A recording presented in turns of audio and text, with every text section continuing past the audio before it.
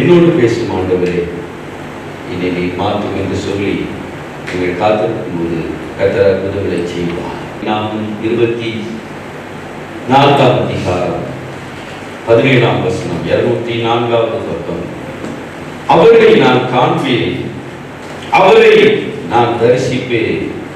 ஒரு நட்சத்திரம் யாக்கோபில் இருந்து உதிக்கும், ஒரு செங்கோல் இஸ்ரவேலில் இருந்து எழும்பும். மோவாபின் ராஜாவாகிய பாலாக் கூலி பொருத்திய தவறான நிலைமையில் உள்ள, ஆனால் கர்த்தருடைய வார்த்தை உள்ள அந்த வேளை வரை அவனிடத்தில் கர்த்தருடைய வார்த்தை இருந்தது, சரியான வார்த்தை இருந்தது. அவனுடைய ஜெபம் கூட சரியாக இருந்தது. அவருடைய பெயர் பிலேயா.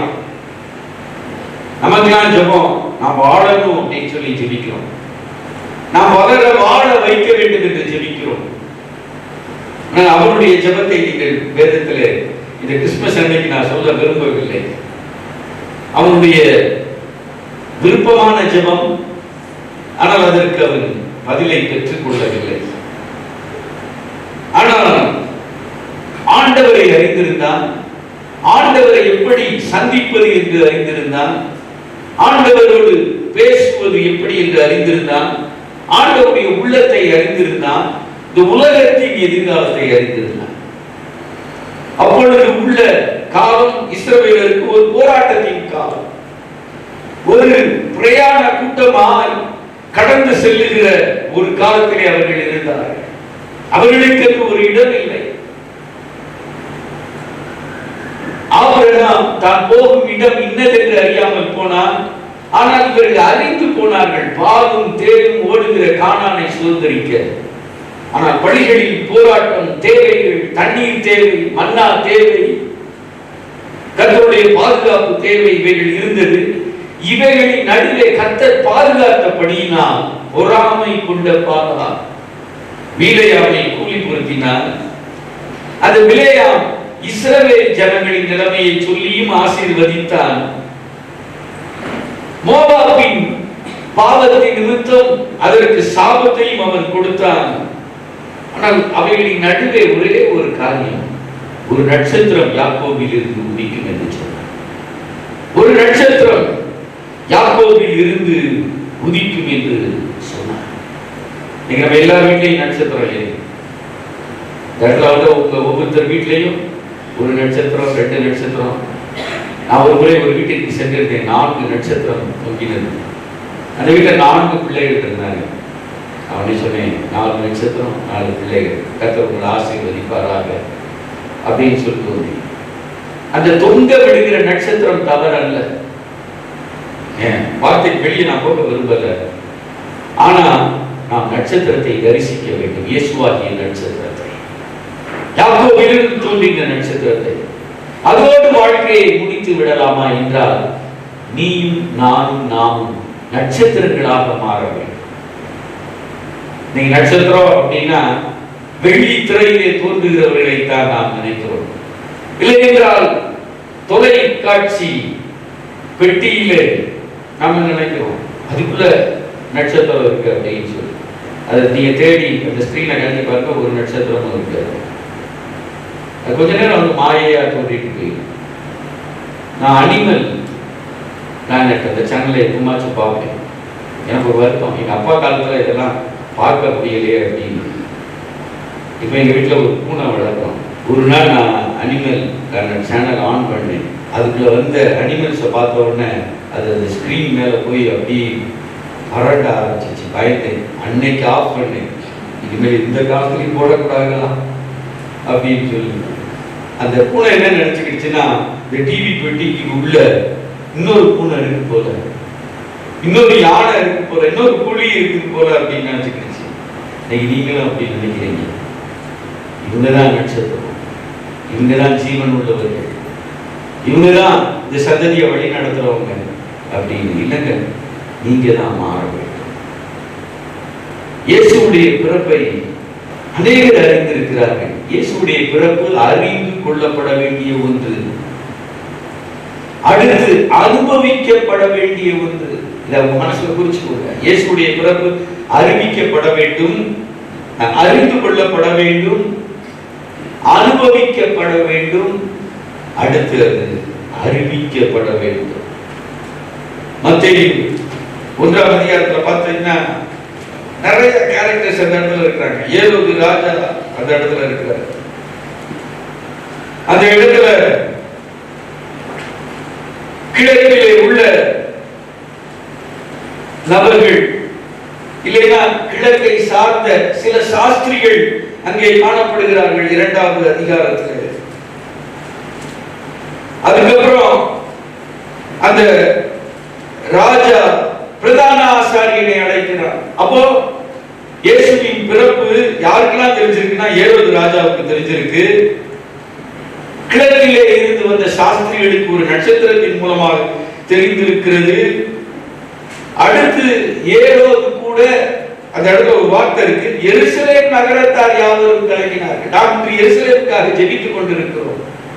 ஆனால் இயேசுவின் பிறப்பு எருசலேம் நகரத்தாருக்கு என்ன விந்தை பாருங்கள், கலக்கமாக இருந்தது. ஏரோது ராஜா கலங்கினா அதுக்கு சரித்திர பின்னணி உண்டு. ஆனா எருசலேம் ஜனங்கள் கலங்கி இருக்கக்கூடாது, அவர்கள் கலக்கத்தோடு இருந்தார்கள். அப்ப அந்த இடத்துல இருக்கிறவங்க அந்த பாட்டை பேசலாம், நீங்க எடுத்து பாருங்க. அடுத்து பிரதான ஆசாரியர்கள் அங்கே இருந்தார்கள். பிரதான ஆசாரியர்கள் அவங்க கையில வேத பாரகர்கள் இருக்கிறார்கள். அந்த பிரதான ஆசாரியர்கள் கீழே இல்லைன்னா கையில வேத பாரகர்கள் இருக்கிறார்கள். அந்த வேத பாரகர்களிடத்தில் கேட்கிறார்கள், இப்படி மேசியா தோன்றுவாரா, கிறிஸ்து பிறப்பாரா என்ற வேளையிலே அவர்களிடத்திலே பதிலும் இருந்தது. மீகா 5ஆம் அதிகாரம் 2ஆம் வசனம் குறித்துக் கொள்ளுங்கள். மீகா 5:2 பெத்லெஹேமே யூதேயா தேசத்தில் உள்ள எப்ராத்தா என்னப்பட்ட பெத்லெஹேமிலே இயேசு பிறப்பா, யூதாவின் பிரபுக்களில் நீ சிறியது அல்ல, என் ஜனமாகிய இஸ்ரவேலை ஆளும் பிரபு உன்னிடத்திலிருந்து புறப்படுவார் என்று எழுதப்பட்டிருக்கிறது என்ற எழுதப்பட்ட வார்த்தை இருந்தது. இன்னைக்கு ஆலயத்தில் இருக்கிறோம், இயேசுவின் பிறப்பை நாம் அறிந்திருக்கிறோம். அடுத்த உலகத்திலே இன்னைக்கு பிரிண்ட் பண்ணி அடுத்த வாரம் கொடுக்க போற கேலண்டர்ல 2022 அப்படின்னு போட்டிருக்கு. அது கிறிஸ்துவின் பிறப்பை சாட்சி சொல்லிக் கொண்டு இருக்கிறது. கிறிஸ்து பிறந்தார் என்பதை சரித்திரம் சாட்சி சொல்லுகிறது. இந்த இடத்துல இருக்கிற எல்லாரையும் நீங்க எடுத்து பார்த்தீங்கன்னா ஒவ்வொருவருடைய நிலைமையும் வித்தியாசமாக இருக்கு. இயேசு இரட்சகராக பிறந்தார், இரட்சகராக ஏற்றுக்கொள்ளவில்லை. லூக்கா 2:4 சொல்லப்பட்டிருக்கிறது, இயேசுடைய பிறப்பு உன்னதத்திற்கு மகிமையாக இருந்தது. உன்னதத்தில் இன்னைக்கு சரவெடி வெடிக்கணும் அப்படின்னா பாவியாகிய ஒருவன் மனம் திரும்பும் போது மட்டும்தான். யார் பாஸ்டர் போய் அங்க வெடி வைப்பா அப்படின்னு சொல்லி கேட்பீங்களா? யார் வெடி வைப்பா அப்படின்னு சொல்லி நீங்க யாரும் போய் வெடி வைக்க வேண்டாம். பரவாயில்ல, பூமியில வைக்கலாமா? வைக்க, அது ஒன்றும் தப்பு இல்லை. பக்கத்து வீட டிஸ்டர்ப் பண்ணாம. சின்ன பிள்ளை இருந்துச்சா உங்களுக்கு கேரளா கம்பெனி தப்பா கொடுத்தலாம், அன்னைக்கு தப்பு இல்லை. உங்களெல்லாம் சும்மா அப்படியே சொல்லி அடக்கி போட்டு வச்சிருக்காங்க. ஆனா அதுக்கு முன்னாடி ஒரு ட்ராக் கொடுத்தீங்களா? அதுக்கு முன்னாடி ஒரு பக்கத்து வீட்டுக்கு ஒரு கேக் கொடுத்தீங்களா? அதுக்கு முன்னாடி ஒரு ரட்சிப்பின் செய்தியை சொன்னீங்களா? அதெல்லாம் செஞ்சுட்டு இதை நீங்க செய்யுங்க. அண்டர்ஸ்டாண்ட் பண்ணிக்கிட்டீங்களா? போகட்டும், தேவனுக்கு மகிமை. லூக்கா 2 சொல்லப்பட்டிருக்கிறது 19 மரியாளுக்கு அது சிந்தனையா இருக்கு. அவள் ஆசைப்பட்டாள். நாத்தான்வேலுடைய தாயார் ஆசைப்பட்டார்கள். மேசியா எங்கள் வயிற்றிலே பிறக்க வேண்டும் என்று சொல்லி ஆகவே அவர்கள் குறிப்பிட்ட இடங்களில் இருந்து மேசியாவை குறித்து பேசிக் கொண்டிருந்தார்கள். அத்தி மரத்தின் கீழ் இருந்து பேசிக் கொண்டிருந்தார்கள். தங்கள் வயிற்றில் ஒரு மேசியா பிறக்க வேண்டும் என்று. நான் ஒரு நாளில் தூதன் சந்தித்து சொல்லுகிறார், உன்னிடத்தில் இருந்து பிறப்பது பரிசுத்தம் உள்ளது என்று சொல்ல, நான் புருஷனுக்கு நியமிக்கப்பட்டிருக்கிறேன், கணவனை அறியேனே, இது எப்படி ஆகும்? பரிசுத்த ஆவியானவர் உண்மையை நிழலிடுவார். தேவனால் கூடாத காரியம் ஒன்றுமே. இந்த வார்த்தையை கேட்டுக் கொண்டிருக்கிறது எங்கிருந்தாலும் எப்படி இருந்தாலும் நான் பரிசுத்தம் உள்ளவனாய் மாற முடியுமா? நான் கிறிஸ்துவை ஆண்டவராக இரட்சகனாக ஏற்றுக்கொள்ள முடியுமா? தேவனுக்கு சாட்சியாக வாழ முடியுமா? இந்த சந்ததியிலே தேவனுடைய அற்புதத்தை அறிவிக்க முடியுமா என்றால் முடியும். தேவனால் கூடாத காரியம் ஒன்றுமில்லை. நீ செய்ய வேண்டிய காரியம் மரியாதை கூட சிந்தித்துக் கொண்டு. யோசேப்புக்கு ஆச்சரியம். என் பரலோகத்துக்கு போனீங்கன்னா யோசேப்பை பார்த்து கை கொடுக்கும். என் மரியாதை கற்பம் ஒரு மேசியா சுமக்கிறது என்ற மகிழ்ச்சி அவனுக்கு இருந்தது. தேவனுக்கு மகிமை, மரியாதைக்கு சிந்தனை, யோசேப்புக்கு ஆச்சரியம். சரி, இந்த கிழக்கிலிருந்து சாஸ்திரிகள் வந்தார்கள். இதை வச்சுதான் என்ன சொல்றாங்க அப்படின்னா, இந்த 3 பரிசை வைத்து நாம் 3 சாஸ்திரிகளாக மாற்றிவிட்டோம். ஆனால் வேதத்திலே இத்தனை சாஸ்திரிகள் என்று சொல்லப்படவில்லை. ஆனால் கிழக்கில் இருந்து என்று சொல்லப்பட்டிருக்கிறது. அப்போ நம்முடைய தேசத்திலிருந்து கூட போயிருந்தாங்க. ஏன்னா நம்முடைய இந்திய பாரத தேசம் விண்கோள்களை ஆராய்கிற தேசமாக இருக்கிறது. அவைகளை நம்புகிற தேசமாக இருக்கிறது. அவைகளுடைய கணிப்புகளை கணிக்கிற தேசமாக இருக்கிறது. வேற யாரும் இன்னைக்கு அட்வான்ஸ்டாக இருக்கு. ஸ்டீஃபன்ஸ் நினைக்கிற ஒருத்தர், அவர் தான் அந்த விண்கோள்களை சரியா கவனித்து சொல்லுகிற கணிக்கிற ஒரு நபராக இருக்கிறார். நீங்கள் எத்தனை பேர் அவரை பற்றி கேள்விப்பட்டிருக்கிறீர்கள் என்று தெரியவில்லை. அவருக்கு இடுப்புக்கு கீழே செயல்படாது. அவர் ஒரு வீல்சேர், அவர் முன்னாடி ஒரு கம்ப்யூட்டர். அவர் சொல்லுவார், இந்த கோள்கள் இப்படி இருக்கு, இந்த கோள்கள் இப்படி இருக்கு அப்படின்னு சொல்லுவார். இந்த கோள்கள் நட்சத்திரங்களை நீங்க எடுத்து பார்த்தீங்கன்னா அவை ஒவ்வொன்றும் தங்களது அயன பாதையிலே செல்லுகிறதா இருக்கிறது. ஒரு டிசம்பர் 26 வந்தது சுனாமி. கடல்களுக்கு தாழ்பால் இட்டவர் கொஞ்ச நேரம் தரப்பு கூட்டினாரு. சென்னை மெரினா பீச்சில் அம்பாசிடர் கார், மினிஸ்டருடைய கார் நடந்துச்சு. பேப்பர்ல அது வந்துச்சு. ஒரு ஜூலை மாதம் இந்த ஆண்டு என்று தெரியவில்லை. சுமாக்கர் அப்படின்னா இன்னைக்கு யாரு அப்படின்னா உங்களுக்கு தெரியும். அவர் இன்னைக்கும் கார் டிரைவிங் அதுல உள்ள உலகத்திலே பிரபல்யமானவர். ஆனா ஒரு விபத்திலே அவர் தன்னுடைய ஹெல்த் இன்ஜூரி ஆகி இன்னும் அவர் கோமாவில் இருக்கிறார். அநேகருக்கு அவர் ஒரு நாயகர், அநேகருக்கு அவர் ஒரு கவர்ச்சியானவர். ஆனா அவருக்கு எப்படி அந்த பேர் வந்துச்சு எனக்கு நேரம் இல்லை, அதை நான் வாட்ஸ்அப்ல தேடணும்னு நினைச்சேன். ஆனா ஒரு குறிப்பிட்ட காரியத்தில் பார்த்தேன், சுமாக்கர் அப்படின்றது அந்த ஸ்பெல்லிங் பார்த்தீங்க அப்படின்னா MOCKER அப்படின்னு ஒரு ஸ்டார் இருந்திருக்கு. சுமாக்கர் லெவி 9 அதான் அந்த ஸ்டாருடைய பேர். நமக்கு ஷூ மேக்கர் தெரியும், லெவிஸ் ஜீன்ஸ் தெரியும். ஆனா அந்த லெவி 9 தெரியும். அது ஒரு நாள் 21 துண்டுகளாக உடைந்தது. என்ன நடந்தது தெரியுமா? உலகமே அதிர்ந்தது. அது ஒரு துண்டு இந்த உலகத்தின் மேல் விழும் என்றால் இந்த உலகமே இல்லாம போயிருக்கும். ஆனால் நடந்த சம்பவம், சகல காரியத்தை கண்ட்ரோல்ல வச்சிருக்கிற ஆண்டவர். ஆனா உனக்கும் தெரியும், சிலருக்கு ஒரு பயம் வரணும் அப்படின்னு சொல்லி அது 21 துண்டுகளாக வெடிக்க அவர் அனுமதி கொடுத்தார். அது ஒரு துண்டு வியாழன் கோளை போய் அடித்தது. அந்த வியாழன் கோளிலே, வியாழன் அப்படின்னா நம்ம இங்க இருந்து பார்க்க முடியுது. நீங்க பார்த்திருக்கீங்களா? இந்த மானிய காண கர்த்தர் நமக்கு கிருபை கொடுத்தாரு, அதை பார்த்தீங்களா? அவருடைய கரத்தின் கிரியைகளாகிய வானத்தின் நட்சத்திரங்களை நீங்க பார்த்தீங்களா? இந்த வியாழன் போய் அடித்த வேளையில வியாழன் பாதிப்புக்குள்ளான. ஆனாலும் உங்களுக்கு இன்னும் ஒரு திங்கள் வச்சிருக்கிறாரு, ஒரு செவ்வாய் வச்சிருக்கிறாரு, ஒரு புதன் வச்சிருக்கிறார், ஒரு வியாழன் வச்சிருக்கிறார், ஒரு வெள்ளி வச்சிருக்கிறார், ஒரு சனி வச்சிருக்கிறாரு, ஒரு ஞாயிறு வச்சிருக்கிறார். இந்த சாஸ்திரிகளுக்கு சந்தோஷம். அவர்கள் யூதாவின் ராஜாவை கண்டுபிடித்தார். அப்ப எத்தனையோ ராஜாக்களை போய் அவங்க பார்த்திருக்கலாம். ஆனா யூதருக்கு ராஜாவாக பிறந்திருக்கிறவர் தான் மேசியாவாக வருவார் என்ற எண்ணம் இருந்தபடியினால்தான் அவர்கள் அதை பணிந்து கொண்டு என்று 11வது வசனத்திலே சொல்லப்பட்டிருக்கிறது. அடுத்த சிமியோனுக்கு ஒரு சமாதானம். இந்த சிமியோன் அவனுடைய ஜெபங்களிலே நிறை வயது கருமுடியாக வேண்டும் என்று அவன் ஜெபிக்கவில்லை. அவன் ஜெபித்த ஜெபம் இஸ்ரவேலுக்கு ஒரு ஆறுதல் வர காத்திருந்தார். ஒரு நாள் வந்தது, அந்த இயேசு பாலகனை தன்னுடைய கரத்தில் எடுத்து அவன் ஆனந்தம் கொண்டான். இஸ்ரவேலின் சமாதானத்தை கண்டான். இந்த இடத்துல உனக்காக ஜெபிக்கிற நீ பாக்கியவான், பாக்கியவதி, உன்னுடைய ஆசீர்வாதத்தை நீ பார்ப்பாய். உன் குடும்பத்திற்காக ஜெபிக்கிற நீ பாக்கியவான், பாக்கியவதி, உன் குடும்பத்தின் சமாதானம் நதியளவாக இருக்கும். உன் பிள்ளைகள் உன்னை சுற்றி ஒளிவ மர கன்றுகளை போல மாறுவார்கள். இது எப்படி ஆகும் என்ற கேள்வி இருக்கலாம், எனக்குள்ள இருக்கலாம். தேவனால் கூடாத காரியம் ஒன்று இல்லை. தேசத்திற்காக ஜெபித்து சோர்ந்து போன யாராயிலும் இந்த இடத்துல இருப்பீர்கள் என்றால் இந்த தேசத்தின் ரட்சிப்பை நீங்கள் பார்க்க முடியும். சிமியோனுக்கு சமாதானம், அன்னாளுக்கு சந்தோஷம். ஏரோது ராஜாக்கு போஸ்ட் தெரியும், அதனால கலக்கும். இந்த இடத்துல இன்னொரு ராஜா பிறந்தாருன்னா போயிடும். ஏரோது ராஜாவை பற்றி பேசுறதுன்னா அதுக்கு 2 நாள் பிரசங்கம் பண்ணணும். அவ்வளவு மோசமானவர்.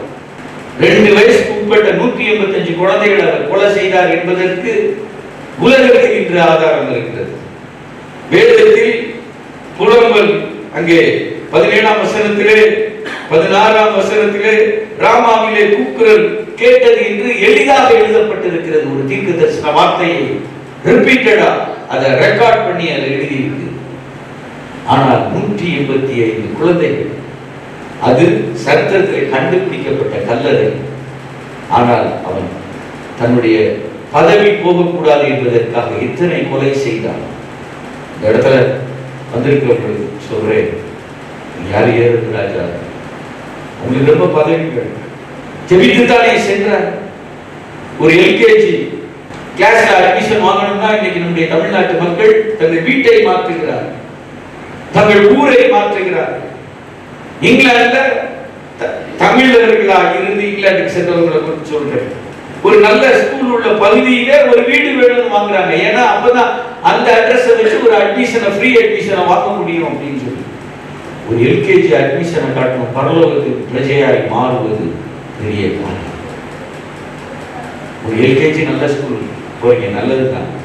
ஆனால் அதை காட்டணும், ஒரு பரலோகத்தை பாரத்தேன் ஓடுகிற காணானை நீங்கள் கொண்டு வர வேண்டும்.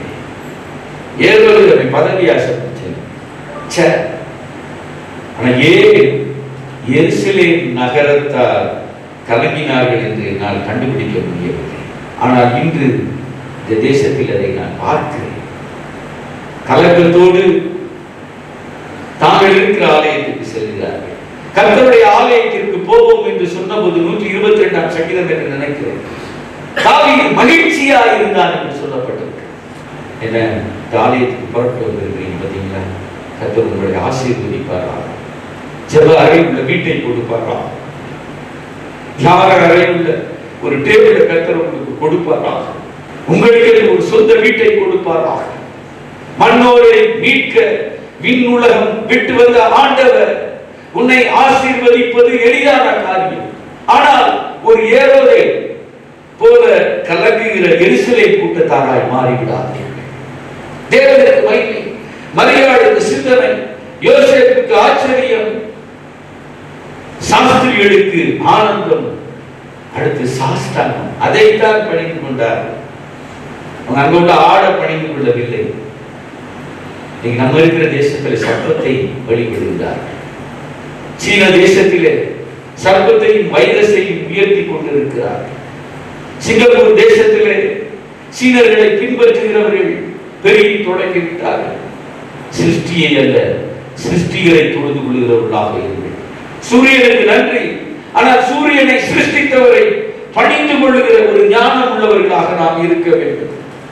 எனக்கு ஒரு கொஸ்டின், இவ்வளவு தூரம் போனாங்களே இயேசுடைய பிறப்பை அறிந்து பொருள் தூவம் எல்லாம் கொண்டு போனாங்களே, எங்க இந்தியாவில் வந்து அப்பவே அவங்க இயேசுவை பற்றி சொல்லி இருந்தாங்க. ஒரு தோமா சென்ட் தாமஸ் மவுண்ட்ல மரித்திருக்க வேண்டாம். 5 நாட்களுக்கு முன்பு நான் அந்த இடத்தை கிராஸ் பண்ணி இருக்கேன்.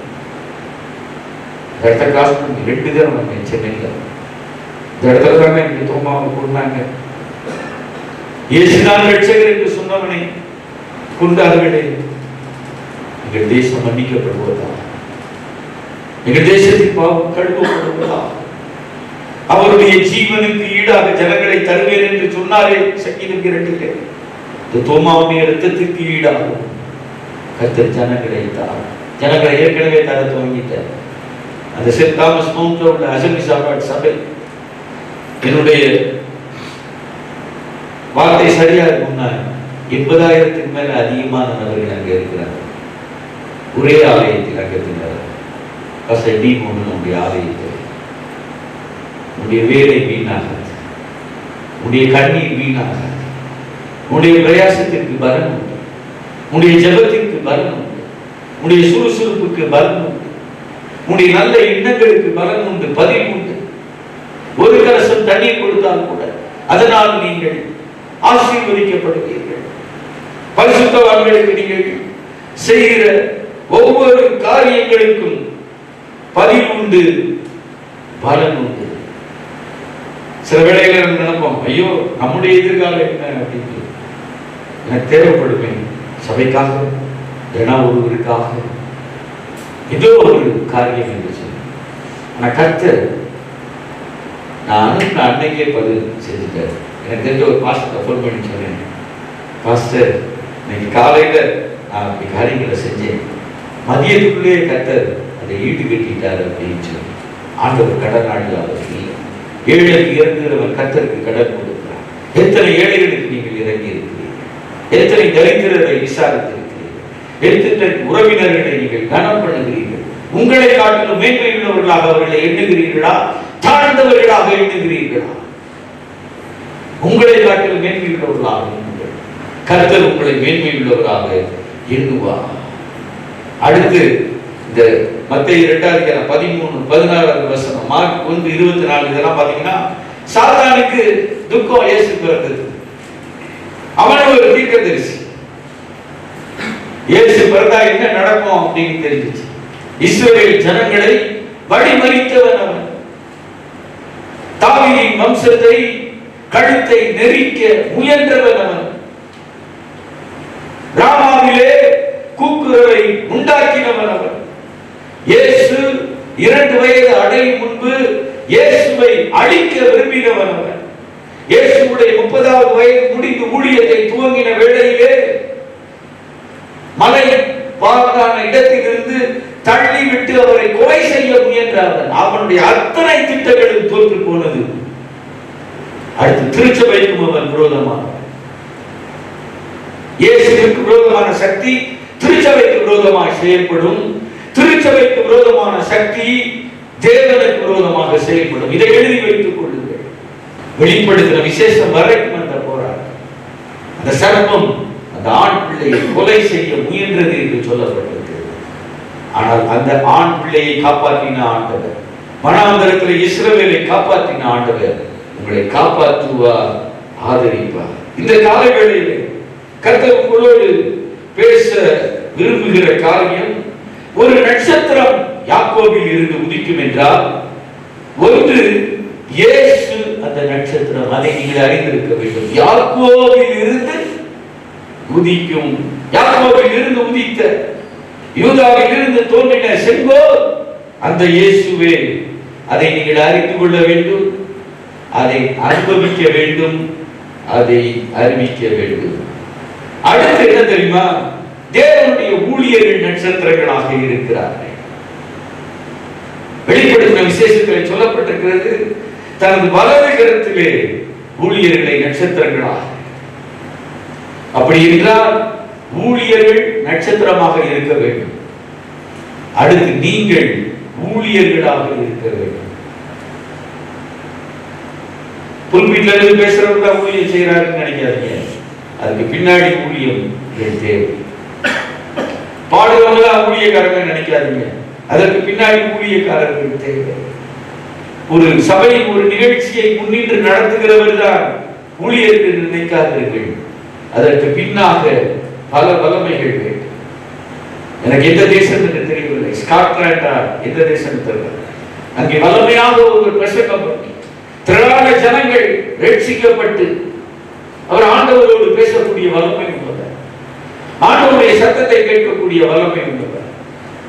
அங்கே அவர் கண்ட காரியங்கள், ஜனங்கள் மண்டியிட்டு தங்களை தாங்களை அடித்துக் கொண்டு தங்கள் பாவத்தில் இருந்து இவருடைய பிரசங்கத்தின் மூலமாக ரட்சிக்கப்பட்டார்கள். அவர் ஒரு லாட்ஜில் தங்க வைக்கப்பட்டிருக்கிறார். அவங்க போனாரு, லாட்ஜ கதவை மூடினாரு, கோட்டை கலட்டினாரு, கையை கலட்டினாரு. கர்த்தரை எப்படி பயன்படுத்தி இருக்கிறார் அப்படின்னு ஒரு பக்கம் நல்லது. ஆனா என்னை பயன்படுத்தி இருக்கிறார் அப்படின்னு அவர் நினைச்ச வேலையில் ஆண்டவர் சொன்னாரா, ஒண்ணும் இல்லை, இந்த ஊர்ல ஒரு அம்மா ரொம்ப ஆழம் நடக்க முடியாம சுகவீனமா இருக்கிறாங்க. அவங்க தேசத்தை சந்திக்கணும்னு சொல்லி ஜெபித்துக் கொண்டே இருந்தார்கள். அதற்காக தான் மகனை நான் முன்னே கொண்டு வந்தேன். அவருடைய ஜெபத்தின் மூலமாகத்தான் இந்த தேசம் சந்திக்கப்பட்டது. இது மனமாறுதல் ஏற்பட்டது. நீங்கள் ஜெபிக்கிற ஊழியர்களாக இருக்கிறீர்களா? நீங்கள் ஊழியரை நல்ல வார்த்தையினால் தாங்குகிற ஊழியர்களாக இருக்கிறீர்களா? சில வேளைகளில் நீங்கள் வட இந்தியாவிற்கும் சபைக்கும் கொடுக்கிற ஊழியர்களாக நீங்கள் இருக்கிறீர்களா? சில வேளைகளில் தவணமுள்ள ஆத்மாவை ஒரு கலசம் தண்ணீர் கொடுத்து திருப்தி ஆக்குகிறவர்களாக இருக்கிறீர்களா? பிலிப்பியர் நிருபத்தை அப்போஸ்தலனாகிய பவுல் எழுதும்போது, உங்களை இருதயத்திலே தரித்துக் கொள்ள விரும்புகிறேன் என்று சொன்னார். உங்களை நினைக்கிற போதெல்லாம் ஸ்தோத்தரிக்கிறேன் என்று சொன்னார். அந்த லிஸ்ட்ல இருக்கிறீங்களா? நான் உங்களை பார்த்தா உங்க பாஸ்டர் பயப்படுறாங்க. ஐயோ வராரு, சிலருடைய போன் வந்தாலே சிலர் பயமா இருக்கும். பார்த்துருக்கீங்களா? சிலருடைய போன் வந்தாலே, இன்க்ளூடிங் மைசெல்ஃப், எனக்கு கூட சில போன் வந்தா பயமா இருக்கும். சில போன் நஷ்டத்தை ஏற்படுத்தி மன வேதனையை உண்டாக்கி இருக்கிறது, ஆறுதலை தந்திருக்கிறது, அபிஷேகத்தை கூட்டி இருக்கிறது. சில போன் என்னுடைய தைரியத்தை கூட்டி இருக்கிறது. சில போன் தேவன் என்னோடு இருப்பதை வெளிப்படுத்தி இருக்கிறது. சில போன் இருக்கிற விசுவாசத்தை தொய்ந்து போக செய்ததாக இருக்கிறது. நீங்கள் எப்படி இருக்கிறீர்கள்? இயேசு நட்சத்திரம் வீட்டில் தொங்குகிற ஒரு பொருளா இருக்கக்கூடாது. அதை இயேசு ஒரு நட்சத்திரமா நீங்க பாருங்க. இயேசு ஒரு நட்சத்திரம். அடுத்து உங்களுடைய வாழ்க்கை ஒரு நட்சத்திர வாழ்க்கையாக மாற வேண்டும். நட்சத்திர அந்தஸ்துள்ள வாழ்க்கையாக மாற வேண்டும். இயேசுவையும் நட்சத்திரத்தையும் பிரிக்க முடியாது, நட்சத்திரத்தையும் உங்களையும் பிரிக்க முடியாது, உங்களையும் உலகத்தையும் பிரிக்க முடியாது. யாராவது பாஸ்டர் என்னையும் உலகத்தையும் பிரிங்கன்னு ஜோம் பண்ண சொல்றீங்களா? நீங்க சொல்லவே மாட்டீங்க. இன்றைக்கு நீங்கள் எவ்விதம் இருக்கிறீர்கள்? ஒரு நட்சத்திரமா மாறும். இந்த செய்தியை கேட்கிற நான் இயேசுவை நட்சத்திரமாக மாற்ற நான் பேசவில்லை, அது அறிவிக்கப்பட வேண்டும் என்று பேசுகிறேன். நீங்க ஒரு நட்சத்திரமா மாறும். அதிக நேரம் நான் எடுத்துக்கொள்ளவில்லை. வீட்டிலே போய் நீங்கள் தியானியுங்கள். வேளாண் 24:17 ஒரு நட்சத்திரம் யாக்கோபில் இருந்து உதித்து. இது எதை குறிக்கிறது என்றால், இது ஒரு நம்பிக்கையின் நட்சத்திரம் என்று நாம் திட்டவட்டமாக சொல்ல. இஸ்ரவேல் ஜனங்கள் எகிப்திலே பாடல் வகித்தார்கள், வேதனையிலே இருந்தார்கள். அவருடைய முதுகு அந்நியருக்காக சுமந்ததாக இருந்தது. அவருடைய தோல் எகிப்தியருக்காக சுமந்த தோளாக இருந்தது. வழியிலே பிரயாணங்கள், எத்தனையோ வல்லமைகள் அவர்களை எதிரிட்டு வந்தது. ஒரு பக்கம் ரிலேட்டிவ் தான் அவர்களும் எதிரிட்டு வருகிறார். அந்த வேளையில் தான் இந்த வார்த்தை வருகிறது, ஒரு நட்சத்திரம் யாக்கோபில் இருந்து உதிக்கின்றது. நீங்க எந்த நம்பிக்கையோடு இந்த வார்த்தையை கேட்டுக்கொண்டிருக்கிறீர்கள்? நம்பிக்கை அற்றவர்களாக யாராக இருந்திருக்கிறீர்களா? எதிர்காலத்தை குறித்த கேள்வி, இந்த தேசத்தை குறித்த கேள்வி. உங்களுக்கு கேள்வி இல்லையா பாஸ்டர் அப்படின்னு கேட்கலாம். எனக்கு கேள்வி இருக்கு, ஆனா எனக்கு ஒரு நம்பிக்கை இருக்கு. ஆண்டவர் சந்திக்க முடியும். இந்த தேசத்தை ஆண்டவர் சந்திப்பான்னு உங்களுக்கு நம்பிக்கை இருக்கா அப்படின்னு நீங்க கேட்கலாம். சில காரியங்களை பார்க்கிறோம், நியூஸ் பேப்பரை பார்க்கிறோம், நியூஸ் சேனலை ஓபன் பண்ணி பார்க்கிறோம். எப்படி நம்பலாம் அப்படி? 5 குற்றவாளிகள் இருந்தால் அதில் ஒருவருடைய பெயர் கிறிஸ்தவ பெயராக இருக்கிறது. எப்படி பாஸ்டர் உங்களுக்கு நம்பிக்கை? அநேகர் பாதிக்கப்பட்ட ஒரு கூட்டத்திலே ஒரு நல்லவர் பாதிக்கப்படுகிறார். எப்படி உங்கள் நம்பிக்கை என்று நீங்கள் கேட்கலாம். தேவனால் கூடாத காரியம் ஒன்று. ஒரு நாளிலே கூட ஒரு பிறப்பை ஆண்ட ஒரு தேசத்தையே பிறப்பிக்கிற, ரட்சிப்பை பிறப்பிக்கிற தேசமாக ஆண்டவர் மாற்ற முடியும். அதற்கு பின்புலமாக உன்னுடைய ஜெபம் இருக்க வேண்டும். நம்பிக்கையற்றவர்களை போல நாம் புலம்புகிறவர்கள் அல்ல. இஸ்ரவேலின் நம்பிக்கை நம்முடைய நம்பிக்கையாக இருக்கிறார். நமது நம்பிக்கையாக நம்முடைய தேவன் இருக்கிறார். ரோமர் 5ஆம் அதிகாரம் 5ஆம் வசனத்திலே சொல்லப்பட்டிருக்கிறது, அந்த நம்பிக்கை நம்மை வெட்கப்படுத்தாது. இயேசுவை நம்பினால் நீ வெட்கப்பட்டு போவது இல்லை. வேதத்தை நீ சுமந்தால் நீ வெட்கப்பட்டு போவது இல்லை. எழுதி வைத்துக் கொள். இந்த வேதத்தை சுமந்துமா, இந்த வேதம் உன்னை சுமக்கும். இந்த வேதத்தை கவனி, தேவன் உன்னை கவனித்துக் கொள்ளுவார். இந்த வேதத்தை மேன்மைப்படுத்து, வேதம் தேவனும் உன்னை மேன்மைப்படுத்துவார். அப்போஸ்தலனாகிய பவுல் அவன் இரும்பு விலங்குகளாலே குளிர்ந்த சிறையில் அடைக்கப்பட்டவனாக இருந்தான். ஆனால் ராயனுக்கு முன்பு நிற்கும்போது அவன் சொல்லுகிறார், இந்த நம்பிக்கைக்காகவே. அப்போஸ்தலர் நடவடிக்கைகள் 26ஆம் அதிகாரம் 6ஆம் வசனம், 28ஆம் அதிகாரம் 20ஆம் வசனத்தை பாருங்கள். அவன் இந்த நம்பிக்கைக்காகவே, அவன் மேசியாவிற்காக காத்திருந்தவர். அவன் ஒரு யூத வாலிபன், நியாயப்பிரமாணத்தினால் குற்றம் சாட்டப்படாதவர், யெகோவாவை தவிர எவனும் தேவன் இல்லை என்று அவன் அறிந்திருந்தவன் அங்கு இருந்தார். ஆனால் இயேசு என்ற யாரோ ஒருவரை குறித்து தேவகுமாரன் என்று சொல்லுகிற வேளையிலே அவருடைய இருதயம் தாங்க முடியவில்லை. பக்தி வைராக்கியம் உள்ளவனாக இருந்தார். பக்தி உள்ளவர்களை கர்த்தர் தெரிந்து கொள்வார். இந்த நவம்பர் டிசம்பர் மாதங்களிலே எத்தனையோ நிற உடைகளை அணிந்து காலிலே செருப்பில்லாமல் இந்த தேசத்திலே நடந்து செல்கிறவர்கள் உண்டு. அவர்கள் உண்மையான பக்தியோடு செல்வார்கள் என்றால் எழுதி வைத்துக் கொள்ளுங்கள், கர்த்தர் அவர்களுக்கு தரிசனமாவார். இயேசுவை குறித்து யாரோ ஒருவர் அவருக்கு சொல்லுவார்கள். எப்படியோ அவர்கள் ரட்சிக்கப்படுவார்கள். பரலோகத்தில் ஒரு பகுதியை நம்முடைய பாரத தேச மக்கள் நிரப்புவார்கள். இது நம்பிக்கையின் நட்சத்திரம். நான் சொல்ற இயேசு நம்பிக்கையின் நட்சத்திரம். நீங்க நம்பிக்கை, உங்களை நம்ப முடியுமா? நீங்க நல்ல அண்ணனா இருக்கிறீங்களா, நல்ல அக்காவா இருக்கிறீங்களா, நல்ல தாயா இருக்கிறீங்களா? அதான் நட்சத்திரம். நான் உங்களுக்கு சொல்றேன், நீங்க அனைவருக்கு நம்பிக்கையாய் மாற வேண்டும். உங்க வார்த்தை நம்பிக்கையாய் மாற வேண்டும். அப்போ நீங்க ஒரு நட்சத்திரம். செலிபிரிட்டிஸ் அவங்களெல்லாம் டிவியில பார்க்கும்போது சிலருக்கு அப்படியோ நம்ம வர முடியலையே, வந்து என்ன செய்ய? கர்த்தருக்காக நட்சத்திரமாக நீங்கள் இருப்பீர்கள் என்றால் அனைவருக்கு நம்பிக்கையாக இருக்கு. சில வேளை நம்ம என்ன நினைக்கிறோம்னா, நான் அந்த நட்சத்திரமா மாற முடியாது அப்படின்னு. ஆபிரகாமை ஆண்டவர் ஆசீர்வதிக்கையிலே பூமியின் வம்சங்கள் எல்லாம் அவனுக்குள்ள ஆசீர்வதிக்கப்படும்.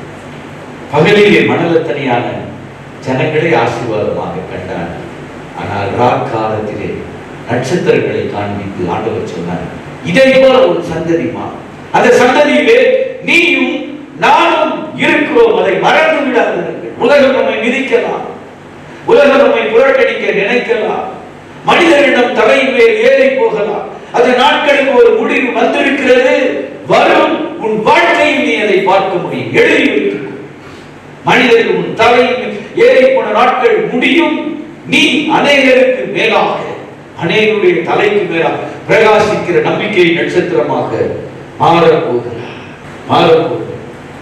24:17 சொல்லப்பட்ட அந்த யாக்கோபின் நட்சத்திரம் உன் வாழ்க்கை நட்சத்திரமாக மாற வேண்டும். அடுத்து உங்களுடைய வாழ்க்கை ஒரு வழி நடத்துகிற வாழ்க்கையா இருக்கு. இதை புரிந்து கொள்ளவே முடியவில்லை. அந்த சாஸ்திரிகள், அந்த ஞானிகளை, அந்த அயன பாதைகளிலே ஓடுகிற நட்சத்திரங்களை ஆராய்கிறவர்கள் ஒரு நட்சத்திரத்தை கண்டு மேசியாவுடைய பிறப்பை நம்பினார்கள். ஆனா அந்த நட்சத்திரம் அவங்களை வழி நடத்துது. அந்த நட்சத்திரம் அவங்களை வழி நடத்துச்சு. நீங்க எத்தனை பேர் வழி நடத்துனீங்க? உங்க பிள்ளைகளை வழி நடத்துறீங்களா? பெற்றோர் என்றால் உங்கள் பிள்ளைகளை வழி நடத்துகிறவர்களாக இருக்க வேண்டும். அந்த காலத்துல சிஎஸ்ஐல, இந்த காலத்திலையும் உண்டு, பிள்ளைகளை டெடிகேட் பண்ணும்போது அது ஞானஸ்தானம் அப்படின்னு சொல்லுவாங்க. அது வேதத்திற்கு வித்தியாசமானது. வேதத்திலே ஞானத்தை பெற்றுதான் ஸ்நானத்தை பெற வேண்டும். ஆனா ஒரு நல்ல காரியத்தை செய்வாங்க. ஒரு ஞான தகப்பன், ஞான தாய் என்று நியமிப்பார்கள். அது என்னன்னா, அவங்களுக்கு இயேசுவை பற்றி சொல்லிக் கொடுக்கணும், வேதத்தை பற்றி சொல்லிக் கொடுக்கணும். கொஞ்ச நாளைக்கு முன்னாடி ஒரு குட்டி பையனை டெடிகேட் பண்ணும்போது பாஸ்டர் பென்னி சொன்னாரு, நீங்க தான் போதிக்கணும் இயேசுவை குறித்து. நானும் கேட்பேன், நீங்கள் அறிந்த சத்தியத்திலே நீங்கள் தான் உங்கள் பிள்ளைகளை வழி நடத்த வேண்டும். வழி நடத்தினால் ஒரு நட்சத்திரமா இருக்கு. அந்த நட்சத்திரம் ரொம்ப வானத்துல இருந்திருக்கணும். நான் அவங்களுக்காக அது கீழே வந்துச்சு. அப்பதான் அவங்க அதை பின்பற்றி இருக்க முடியும். உங்க வாழ்க்கையில யூதருக்கு யூதனா, கிரேக்கருக்கு கிரேக்கனா, எல்லாருக்கும் எல்லாமா மாறி இருக்கிறீங்களா? எல்லாரையும் ஏற்றுக்கொள்கிறீர்களா? ஆண்டவர் சொல்றார், என்னிடத்தில் வருகிற ஒருவனை நான் புறம்பே தள்ளேன். நீ புறம்பே தள்ளுகிறவர்களாக இருந்தார் புறக்கணிக்கப்பட்ட ஆண்டவர் உங்களை பார்த்து அவருக்கு விரும்பத்தக்க ரூபம் அவ்வளவு அழகானவர். நமக்காக அவர் ஒரு அடிக்கப்பட்ட ஆட்டாகி தொங்கினார்.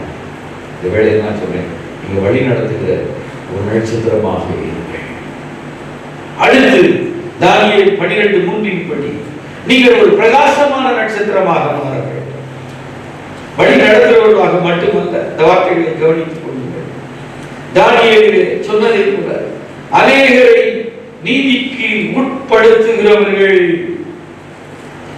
ஞானவான்கள். அவர்கள் ஆகாய மண்டலத்தின் ஒளியை போலவும் அநேகரை நீதிக்குட்படுத்துகிறவர்கள் நட்சத்திரங்களைப் போலவும் என்றென்றைக்கும் உள்ள சதா காலங்களிலும் பிரகாசிப்பார்கள் என்று சொல்லப்பட்டிருக்கிறது. நல்ல பிள்ளைகளை வளர்த்தரலாம். ஆனா அடுத்து சொல்லப்படுகிறது, நீதிக்கு உட்படுத்துகிறவர்களாக, இயேசுவே ஆண்டவர் என்று அறிக்கையிடுகிறவர்களாக நீங்கள் வளர்க்க வேண்டும். இந்த வார்த்தைகளை கவனித்துக் கொள்ளுங்கள். நீ நிறைய பேருக்கு மொபைல் போன் ஆண்டவனார், நிறைய பேருக்கு பணம் ஆண்டவனார். அது அவனை ரட்சியாது. சில காலம் தப்பு வைக்கலாம், செல்வம் அவனை தப்பு வைக்கும் என்று சொல்லப்பட்டிருக்கிறது. கடைசி வரைக்கும் அது வரப்போவது இல்லை. நிறைய பேருக்கு ஃப்ரெண்ட்ஸ், மாமன், மச்சான். சில பையன்லாம் போன்ல பேசும்போது மாமா மச்சான் என்னென்னமோ வார்த்தைகளை சொல்லி சொல்றாங்க. அவனுடைய தாட்ல மாட்டி விட்டு போயிடும். பட்டயத்தை எடுக்கிறவன் பட்டயத்தால் பண்ணிடுவான். அநேகரை குறித்து தீமை பேசுகிறவர்களுக்கு விரோதமாக தீமை பேசப்படும். அநேகரை குறித்து நல்ல எண்ணம் கொண்டவர்களை கர்த்தர் ஆசீர்வதிப்பார். அநேகரை நீதிக்கு உட்படுத்துகிறவர்கள் என்ன அந்த இடத்துல சொல்லப்பட்டிருக்குது, ஞானவான்கள் ஆகாய மண்டலத்தின் ஒளியை போலவும் அநேகரை நீதிக்குட்படுத்துகிறவர்கள் நட்சத்திரங்களைப் போலவும் என்றென்றைக்கும் உள்ள சதா காலங்களிலும் பிரகாசிப்பார்கள். வேற ஒரு வார்த்தை இருக்கு, தன் தாயை தூசிக்கிறவன் தீபம் காரிருளில் அணைந்து போகும். தன் தாயை தூசிக்கிறவனுடைய தீபம் காரிருளில் அணைந்து போகும். அப்ப உங்க தாயை ஆசீர்வதி, உன் தகவலை ஆசீர்வதி. இந்த சந்ததியை நீ ஆசீர்வதி, அடுத்து அநேகரை நீதிக்குட்படுத்து. ஏன் தெரியுமா? நம் பக்கத்தில் வலது கைக்கும் இடது கைக்கும் வித்தியாசம் அறியாத ஏராளமான ஜனங்கள் நினிவேயின் எண்ணிக்கையை காட்டிலும் நம்மிடத்தில் தேவையுள்ளவர்கள். தேவையில்லை தர்சீஸ் இருக்கலாம், ஆனால் நினிவே இருக்குது. ஆனால் அந்த நினிவே காட்டிலும் வலது கைக்கும் இடது கைக்கும் வித்தியாசம் அறியாத ஜனங்கள் நம்முடைய தேசத்திலே இருக்கிறார். அவர்களை நீங்கள் நீதிக்குட்படுத்துங்கள். இயேசுவே ஆண்டவர் என்று சொல்லுங்கள், இயேசுவே இரட்சகர் என்று சொல்லுங்கள், இயேசுவே பரிசுத்தர் என்று சொல்லுங்கள். 142ஆம் சங்கீதம் 4ஆம் வசனம் குறித்து வைத்துக் கொள்ளுங்கள். என் ஆத்துமாவை விசாரிப்பா ஒருவரும் இல்லை என்று சொல்லப்பட்டிருக்கிறது. எத்தனை ஆத்மாவை நீங்க விசாரிச்சீங்க? எத்தனை ஆத்மாவுக்கு நீங்க ஆசீர்வாதமாக இருக்கிறீர்கள்? அடுத்து ஒரே ஒரு காரியத்தை சொல்லி நான் முடிக்க விரும்புகிறேன். நீங்கள் ஒரு யுத்தம் செய்யும் நட்சத்திரமாக இருக்க வேண்டும். அநேக நட்சத்திரங்கள் இருக்கு, சொல்ல நேரம். நியாயாதிபதிகள் 5ஆம் அதிகாரம் 20ஆம் வசனம், அந்த இடத்துல தெளிவா சொல்லப்பட்டிருக்கு, யுத்தம் செய்யும் நட்சத்திரங்கள். யுத்தம் செய்யும் நட்சத்திரம். வானத்தில் யுத்தம் உண்டாயிற்று, நட்சத்திரங்கள் தங்கள் அயனங்களில் இருந்து, தன் பாதையில் இருந்து சிசேராவோட யுத்தம் பண்ணின. இந்த இடத்துல யாரையும் ஒருத்தி இருக்கிற, அவ ஒரு நட்சத்திரம், அவ கூட இருந்தவங்க ஒரு நட்சத்திரம். போகட்டும். இன்று நீங்கள் உங்களுடைய வாழ்க்கையிலே தங்கள் அயனங்களில் நீங்கள் நிற்கிறீர்களா? தங்கள் வழிகளில் நீங்கள் நிற்கிறீர்களா? இந்தியாவில் ஒரு வீராங்கனை ஓட்டம் ஓடினா, பேரு சைனி வில்சன் தான், ஞாபகம் சரியா இருக்கும்னா, முதல் வந்துட்டா. ஆனா அவளுக்கு பரிசு கொடுக்கவில்லை. காரணம், ட்ராக்ல இருந்து மாறிட்ட. நீங்க உங்கள் ஒவ்வொருத்தருக்கும் ஒரு ட்ராக் இருக்கு தெரியுமா? குடும்ப தலைவர்னு ட்ராக் இருக்கு. அந்த வேலையை செய்ய கடந்த மாதம் ஒருவர் தன்னுடைய மகளுக்கு திருமணத்தை நடத்தினார். அந்த திருச்சபையில் அவர் இருக்கிறார். என் மனைவி சொன்னேன், ரொம்ப சந்தோஷமா இருக்கு, ரொம்ப சந்தோஷமா இருக்கு. தகப்பன் இந்த ஸ்தானத்தில் இந்த காரியத்தை அவர் செஞ்சிருக்கிறாரு அப்படின்னு சொல்லி. நான் போக முடியல. அன்னைக்கு ஹெல்த் டிபார்ட்மெண்ட்ல இருந்து எங்க வீட்டில் உள்ள பிள்ளைகள் மேல ஒரு விசிட் இருந்தபடி நான் போக முடியல. இல்லைன்னா ஒரு அரை மணி நேரத்தில் அழுத்தி போயிட்டு வந்திருப்பேன். வயன பாதையில் இருக்கிறீங்களா? அடுத்த உங்களுடைய திருச்சபையில உங்களுடைய வழியில நீங்க நிற்கிறீங்களா? உங்க ஸ்தானம் எதை செய்றீங்களா? இந்த திருச்சபையில ஒவ்வொருத்தரும் ஒவ்வொரு வேலை செய்யும். ஒருத்தர் நடனம், ஒருத்தர் தண்ணீர் பாய்ச்சணும், விளைய செய்கிறவர் தேவை. ஒருவர் வேலி கட்டணும், ஒருத்தர் விதைக்கணும், ஒருத்தர் உழுகணும். அதை செய்வீங்களா? ஒருத்தர் சண்டே கிளாஸ் மினிஸ்ட்ரி செய்யணும், ஒருத்தர் யூத் மினிஸ்ட்ரி செய்யணும், ஒருத்தர் ஆண்கள் ஐக்கியத்தை விசாரிக்கணும், ஒருத்தர் பெண்கள் ஜெபத்தை நடத்தணும். அதுல செய்வீங்களா? இல்லைன்னா அதுல உங்களுடைய கரம் இருக்கிறதா? ஒரு வடத்தை ஊழியத்துக்கு செய்றீங்க, பணத்தை செய்றீங்க, ஆனா அவர்களுக்காக நீங்க ஜெபிக்கிறீர்களா? அவங்களை விஷ் பண்றீங்களா? மாமா மச்சானுக்கு விஷ் பண்றோம், happy new year, happy Christmas. அந்த ஹாப்பி கிறிஸ்மஸ் போட சோம்பேறித்தனப்பட்டு மேரி எக்ஸ்மஸ் அப்படின்னு போடுறாங்க. மேரின்ற வார்த்தை கொஞ்சம் யோசிக்கப்பட வேண்டிய வார்த்தை. அடுத்து எக்ஸ்மஸ். கிறிஸ்துன்னு போட முடியாதா கேட்கிறேன்? இனி போடுது, கிறிஸ்மஸ் போடுது, ஹாப்பி கிறிஸ்மஸ் அப்படின்னு போடுது, மீனிங்ஃபுல் கிறிஸ்மஸ் அப்படின்னு போடுது. ஒரு ட்ராக்ல நீங்க ஒரு ஸ்டார் ஒரு ட்ராக் மாறிச்சுன்னா இந்த வேர்ல்டே கொலாப்ஸ். நம்ம எனக்கு முன்னாடி சொன்னேன், வியாழன் ஒரு கரணம், கரகணம். அது தூரத்துல பார்த்தா குட்டியோடு தெரியுது. அதோடைய சைஸ் இந்த பூமியம் மாதிரி 11 மடங்கு பெருசு. அப்போ ஒவ்வொரு நட்சத்திரமும் எவ்வளவு பெருசு. ஒருத்தர் சொன்னார், ஆண்டவர் இப்போதைக்கு வரமாட்டார். ஏன்? நான் எல்லா நட்சத்திரத்தையும் கணக்கு பார்த்தேன். சரி, அந்த நட்சத்திரத்துடைய ஒளி, சில நட்சத்திரத்துடைய ஒளியே பூமிக்கு வரல, அதனால அது ஒளி வந்தாதான் அவ்வளவு முடிவு வரும், அப்பதான் இயேசு வருவார். கேட்கறப்ப நல்லா இருக்கு இல்லையா? அதெல்லாம் எது தெரியுமா? அந்த ஸ்டார் ஆண்டவர் வச்சிருக்கிறாரு, ஒரு நாள் அதை கீழே விழத்துவார். ஒரு நட்சத்திரத்தை அவர் விழத்தாருன்னா டோட்டல் வேல்யூ கொலாப்ஸ். அறிந்து கொள்ளுங்கள். உயரத்திலே இருக்கிறவர்கள், ஊழியத்திலே இருக்கிறவர்கள், ஊழிய பொறுப்பாளர்களுக்கு ஒரு எச்சரிப்பாக வார்த்தை சொல்றேன். என்னுடைய பரிசுத்தத்தை பாதுகாத்துக் கொள்ள வேண்டும். உடைய ஜெப வாழ்வு முன்னேற வேண்டும். எதை செய்தாலும் கர்த்தருக்கு என்று செய்ய வேண்டும். எதை செய்தாலும் தேவன் நாம மகிமைப்பட செய்ய வேண்டும். எதை செய்தாலும் முழு பலத்தோடு செய்ய வேண்டும். எதை செய்தாலும் நேரம் எடுத்து கர்த்தரிடத்தில் கேட்டு செய்ய வேண்டும். உலகம் ஒரு ஏமாற்றுகிற உலகம் உங்களுக்கு தெரியுமா? உலகம் உங்களை தடுமாற செய்கிற உலகம் உங்களுக்கு தெரியுமா? ஒரு வாகனத்தை நீங்கள் ரோட்டிலே ஓட்டி செல்லுங்கள், அப்ப உங்களுக்கு தெரியும். சரி, நீங்கள் தங்கள் அயனங்களில் நின்று இயேசு சொன்னார், நானே வழி, நானே சத்தியம், நானே ஜீவன். அவர் அவருடைய வழியிலேயே நின்றார். அவருடைய போராட்டம், பிறப்பிலே போராட்டம் இருந்தது. ஆனால் அது அவருடைய துவக்க முடிவு அல்ல, சிலுவையின் போராட்டம் தான் அவருக்கு முடிவு. பேதுரு ஆக்கியோர் சொல்கிறார், நீ கிறிஸ்தவனா இருப்பதினால் பாடுபட்டார். நீ கிறிஸ்தவனா இருக்கிறதுனால சில பாடுகள் உண்டு, உங்களுக்கு தெரியுமா? கிறிஸ்தவர்கள் கிறிஸ்தவர்களாயிருந்தார், கவனித்துக் கொள்ளுங்கள், கிறிஸ்தவர்கள் கிறிஸ்தவர்களாயிருந்தார் போராட்டம் உண்டு. ஆனாலும் நான் உலகத்தை ஜெயித்தேன் என்று சொன்னவர் நம்மோடு இருப்பார். அப்போஸ்தலனாகிய பவுலை போல உடைய ஜெபங்களில் போராடுங்கள், உடைய ஜெபங்களில் போராடுங்கள். ரோமர் 15:32 சொல்லப்பட்டிருக்கிறது. 1 கொரிந்தியர் 15:32 எபேசுவிலே துஷ்ட மிருகங்களோடு போராடினேன். மனிதர்கள் இன்னைக்கு சத்துருவை போல மாறுகிற ஒரு உலகத்திலே இருக்கிறோம். தெரிந்து கொள்ளப்பட்டவர்கள் வஞ்சிக்கப்படுகிற ஒரு காலத்திலே இருக்கிறோம். நீங்கள் செய்ய வேண்டியது என்ன தெரியுமா? அவங்களோட போராடுங்க. அவர் போராடிட்டாரு. அப்போஸ்தலனாகிய பவுல் கொஞ்சம் விலைக்கு கேட்டாரியை சஞ்சரித்தது போதும். ஆனா அவங்களை ஆசீர்வதித்து செஞ்சு யாரெல்லாம் அவங்களுக்கு தீமை பண்ணாங்களோ, இத்தனை நேரம் ரொம்ப குறைச்சதா இருந்துச்சு. ஆனா மிஷினரிஸ்லாம் நான் விஷ் பண்ணேன்.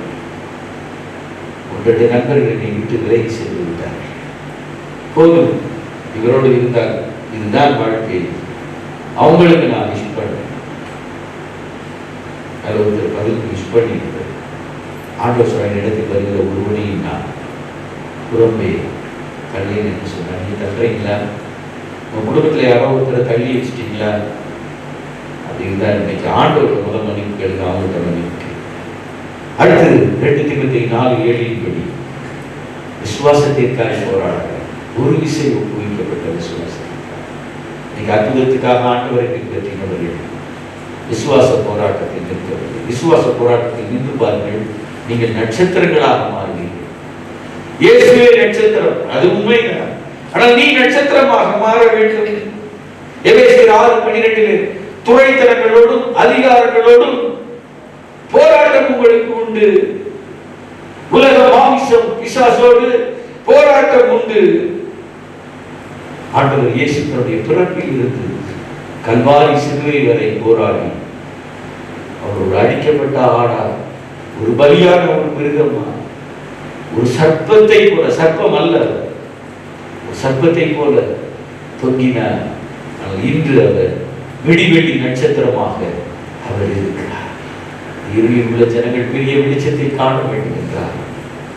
சூரியன் வராத வேளையில் இருக்கலாம், ஆனால் ஒரு விடிவெள்ளி நட்சத்திரம் வர முடியும்.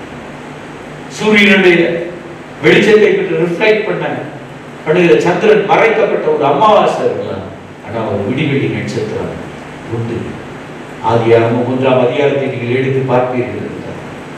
ஆதியாகமத்தில் அந்த வார்த்தைகளை நான் அதிகம், எனக்கு அது பிடிக்கும். 1ஆம் அதிகாரம் 1, 3, 8, 13, 19, 23, 31 வசனங்களிலே சாயங்காலமும் விடியற் காலமும் ஆகி 1ஆம் நாளாயிற்று, 2ஆம் நாளாயிற்று, 3ஆம் நாளாயிற்று, 4ஆம் நாளாயிற்று, 5ஆம் நாளாயிற்று, 6ஆம் நாளாயிற்று. வாழ்க்கையிலே ஒரு சாயங்காலமாக முடிவு வரப்போவது இல்லை, ஒரு விடியலை கட்டளை. உன் குடும்பம் பிரிக்கப்பட்ட குடும்பமாய் ஒரு முடிவு வரப்போவது இல்லை. கர்த்தர் சமாதானத்தை கட்டளையிடுவார். சமாதானத்தை கூறுகிற முடியலாக நான் சொல்லுகிறேன். ஒரு குடும்பத்தில் உள்ள பிரிவுகள் மாறும். இந்த சத்தத்தை கேட்கிற ஒரு குடும்பத்தில் உள்ள பிரிவுகள் மாறும். அடி காயங்களோடு என் வாழ்க்கை முடிந்து விடுமா? இல்லை, கர்த்தர் காயங்களை கட்டுவார். கிளையாதி ரணவித்தியை கொண்டு ஆனால் அவர் பிசி தைலமாக இருக்கிறார். அவர் காயப்படுத்தி இருக்கலாம், ஆனால் காயம் கட்டுகிறவராக இருக்கிறார். நீங்கள் உங்கள் குடும்பத்தில் ஒரு விடிவெளி நட்சத்திரமாக இருக்கிறார். பலருக்கு நீங்கள் ஆசீர்வாதமாக மாறுவீர்கள். யாக்கோபில் இருந்து உதித்த நட்சத்திரம் நம்மை ஆசீர்வாதமான கிறிஸ்துவின் பிறப்பை நினைவுகூர கொடுத்த இந்த நாளுக்காக நாங்கள் நன்றி செலுத்துகிறோம். இந்த பிறப்பினால் உண்டான சந்தோஷம், சமாதானம் நிறைய ஒவ்வொரு குடும்பத்தையும் நிரப்பட்டோம். வருகிற ஆண்டு ஒரு சமாதானத்தின் ஆண்டாக இருக்க, இப்பொழுதிருந்தே ஜெபிக்க, இப்பொழுதிருந்தே காத்துக் கொண்டிருக்க கர்த்தரை கிருபை செய்யும். நாளை எங்கள் நடுவில் கொண்டு வருகிற ஊழியரை வல்லமையாக எடுத்து நீ பயன்படுத்தும். நாளை உள்ள சாட்சிகள் உண்மையான சாட்சிகளாக இருக்கும்படி கர்த்தரை கிருபை செய்கிறது. நாங்கள் ஒவ்வொருவரும் ஒரு விண்மீனால் அநேகரை கரை சேர்க்கும் கலங்கரை விளக்காய் மாற கர்த்தர் நீரை விளக்கி கிருபை செய்கிறது. யூதாவை விட்டு செல்வோர் நீங்குவதே இல்லை. யாக்கோபிலிருந்து ஒரு நட்சத்திரம் உதிக்கும். ஆபிரகாமே, உன் சந்ததி நீ விண்ணிலே பார்க்கிற நட்சத்திரங்களைப் போல காணப்படும் என்று சொன்ன வார்த்தையிலே நான் ஒரு நட்சத்திரமாக மாற, நான் ஒரு மகளாயிருந்தால் ஒரு நட்சத்திரமாய் மாற நீர் எனக்கு கிருபை செய்யும் என்று கேட்க ஒவ்வொருவருக்கும் கிருபை தான். கிறிஸ்துவின் பிறப்பை கொண்டாடங்களுக்கு கிருபை கொடுத்தீரேன். இன்னைக்கு காலையில ஒவ்வொரு ஆலயங்களுக்கு கடந்து சென்ற வாகனங்கள், ஆட்டோ எல்லாம் பார்க்கும்போது சந்தோஷமா இருந்துச்சுயா. போன ஒவ்வொரு குடும்பங்களையும் நீர் ஆசீர்வதி, அற்புத விஷயங்களை காணும்படி கேட்கும்படி நீர் கிருபை செய்யும். இயேசுவின் மூலம் கேட்கிறோம் எங்கள் நல்ல பிதாவே, ஆமென். நம்முடைய கர்த்தராகிய இயேசு கிறிஸ்துவின் கிருபை, பிதாவாகிய தேவனுடைய அன்பு, பரிசுத்த ஆவியானவருடைய ஐக்கியமும் வழிநடத்துதலும் என்றும் சதா காலங்களிலும் நம் அனைவரோடு இருப்பதாக. ஆமென். என் ஆத்துமாவே கர்த்தரை ஸ்தோத்திரி, என் முழுவதுமே ஒரு பரிசுத்த நாமத்தை ஸ்தோத்திரி. என் ஆத்துமாவே கர்த்தரை ஸ்தோத்திரி, அவர் செய்த சகல உபகாரங்களை மறவாதே. ஆமென். கிறிஸ்துமஸ் வாழ்த்துதல்களை குடும்பத்தின் சார்பாகவும் கிரைஸ்ட் அசெம்பிளி சார்பாகவும் திருச்சபையின் சார்பாகவும் உங்களுக்கு தெரியப்படுத்திக் கொள்கிறேன். கர்த்தர் தாமே ஆசீர்வதிப்பாராக. God bless you.